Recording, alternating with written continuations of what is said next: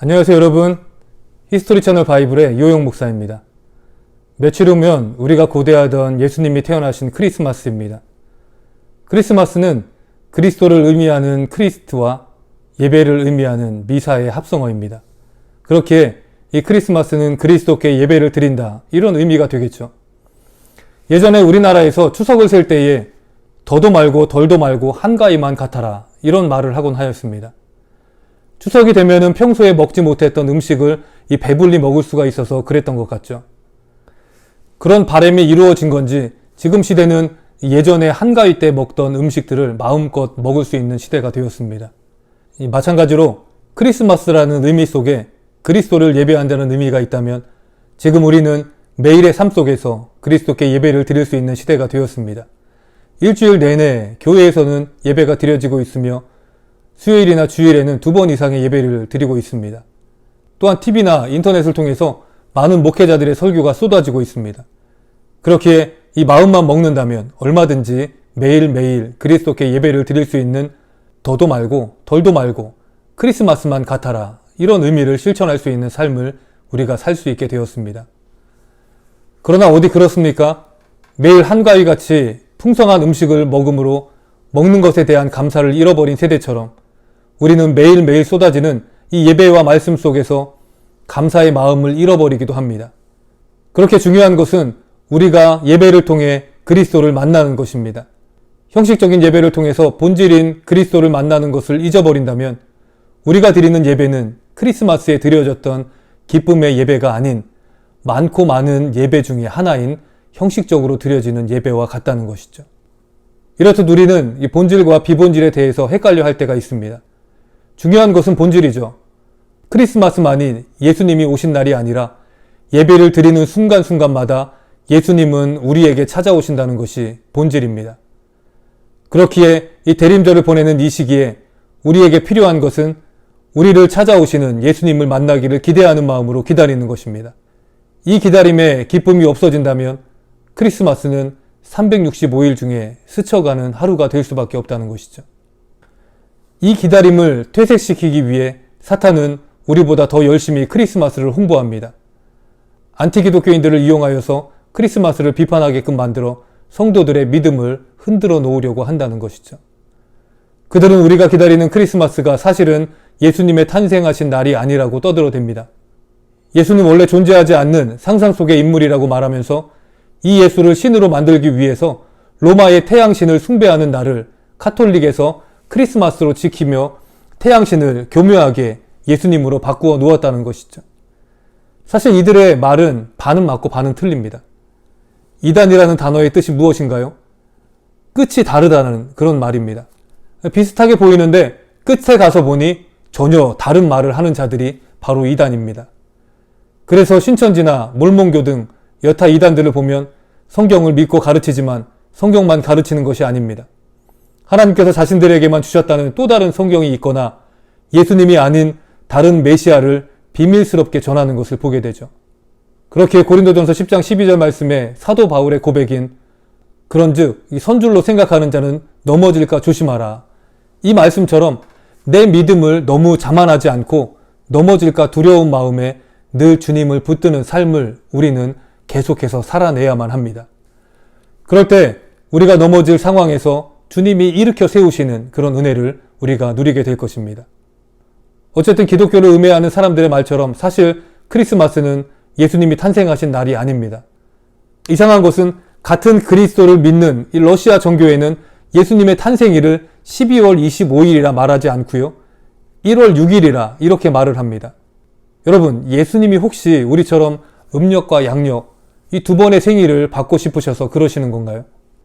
그렇지는 않죠.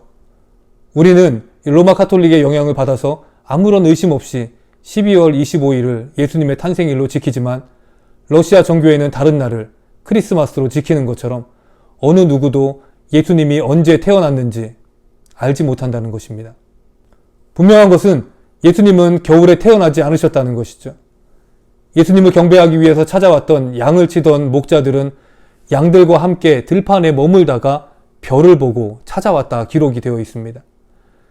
양과 목자들이 밤에 들판에서 유숙할 만큼 날이 그렇게 춥지 않았기에 겨울은 아니었다는 말이 됩니다. 그럼에도 12월 25일을 예수님의 탄생일로 지키는 이유는 그날이 태양신의 날이었기 때문입니다. 로마인들이 12월 25일을 태양신의 날로 섬겼던 이유는 그날이 이 동지가 지나고 낮의 길이가 길어지기 시작하는 날이기 때문입니다.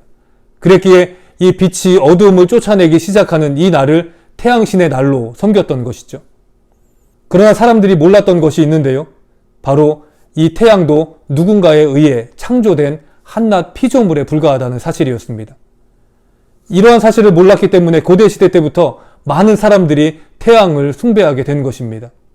애굽의 수많은 신들 중에서도 가장 위대한 신은 태양신이었고요. 그 태양신의 아들이 바로 파라오였습니다. 로마 시대에도 가장 위대한 신은 역시 태양신이었습니다. 그랬기에 많은 이들이 이 태양신의 날을 축제로 여기며 그 날을 성스럽게 여겼던 것입니다.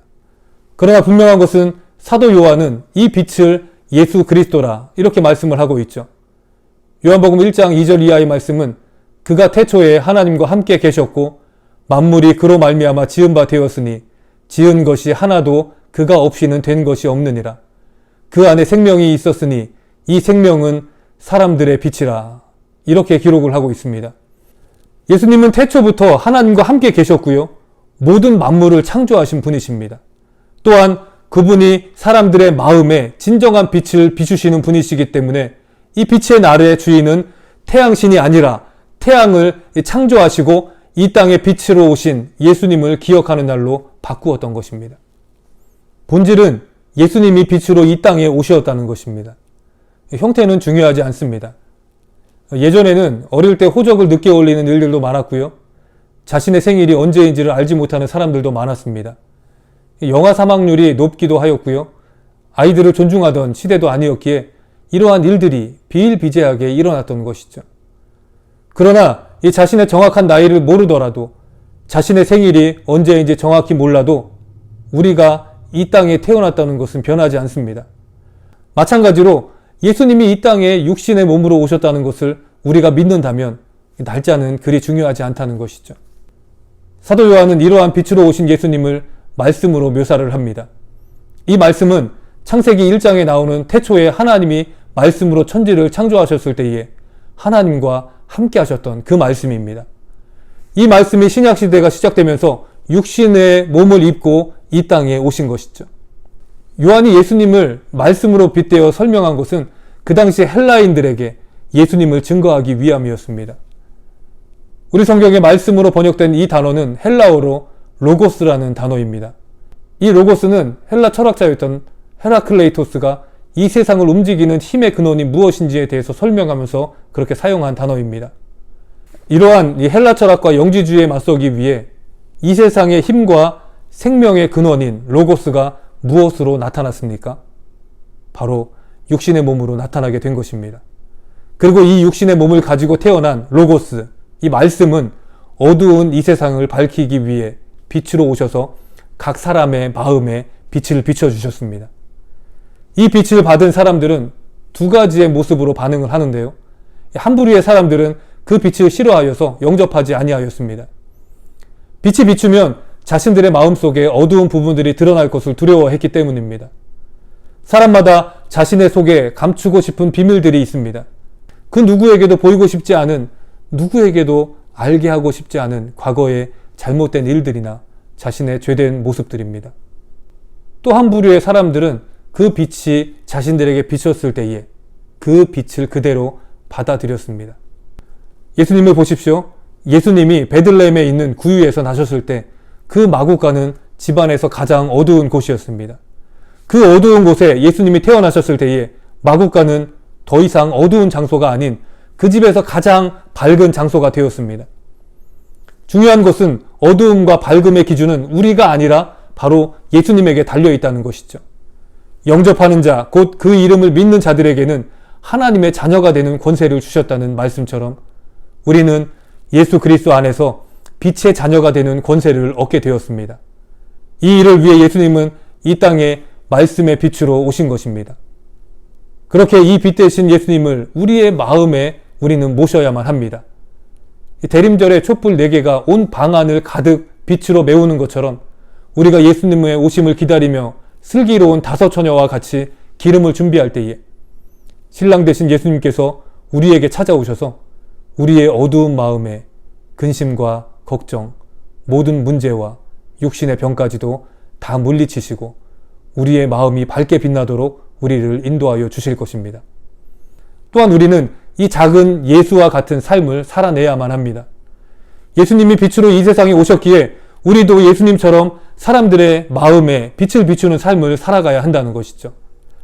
사람들에게는 태양과 같은 빛도 필요하지만 태양빛을 받아서 어두운 밤길을 은은하게 비추는 달빛도 필요한 것처럼 우리도 예수님의 빛을 받아서 세상의 어두운 곳을 은은하게 밝혀주는 그러한 빛된 삶을 살아가야만 합니다.